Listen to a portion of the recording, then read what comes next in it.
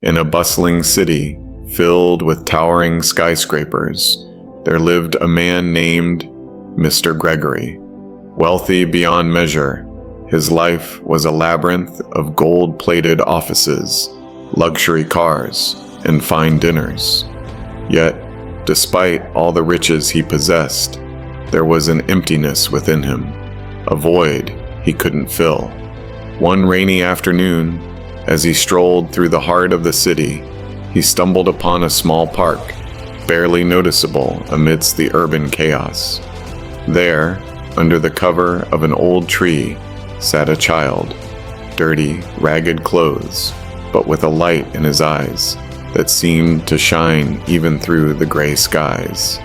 His name was Daniel. Gregory, intrigued by the sight of such innocence in the midst of so much sorrow, approached the boy. "Why are you sitting out here all alone?" Mr. Gregory asked, his voice tinged with both curiosity and concern. Daniel smiled, a soft, genuine smile that seemed to pierce through the walls Gregory had carefully built around his heart. "I'm waiting for my dad," Daniel said, his voice filled with a quiet certainty. "Your father?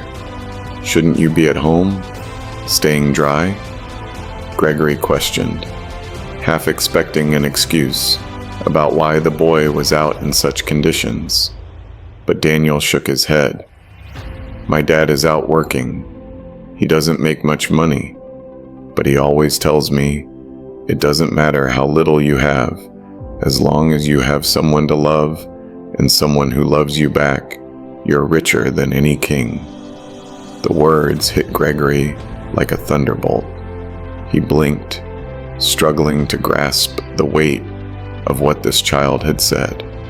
For years, he had chased after material wealth, building empire after empire, but in all his success, he never felt that feeling of richness. Was this child speaking the truth? The boy continued, "I'm not sad. I've got my dad, and he's got me. That's all we need to be happy." Gregory, suddenly feeling a cold gust of wind, looked at the boy once more. His life of opulence seemed so distant now. He thought of his own estranged family, the lonely nights spent in grand houses, surrounded by objects, but never true connection. "Do you know," Gregory began, his voice softer than before, "that I own more than anyone could dream of? I have houses, cars, everything a man could want.